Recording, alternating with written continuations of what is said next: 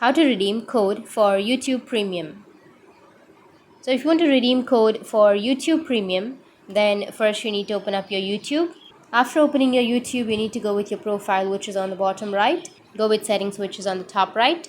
From the settings, you need to tap on the Get YouTube Premium option. You will have Get YouTube Premium right here.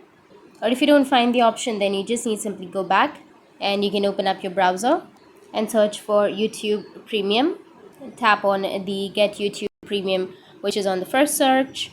And now here you will have an option to try 1 month for free, or if you've already done with your free plan, then you can go with Get Premium. And once you tap on it here, it will take you to the Google Play, and you will have two options. One is add credit or debit card, and the other one is redeem code. So in my case, I don't have redeem code option, but if you have redeem code, then you can go with the second option, which is redeem code. And once you tap on it, it will ask you to enter the code. So if you have a code, you just need simply enter the code and go with redeem, and you'll be able to redeem the code for YouTube Premium. So that's it. And if you have any questions, feel free to comment below. Thanks for watching.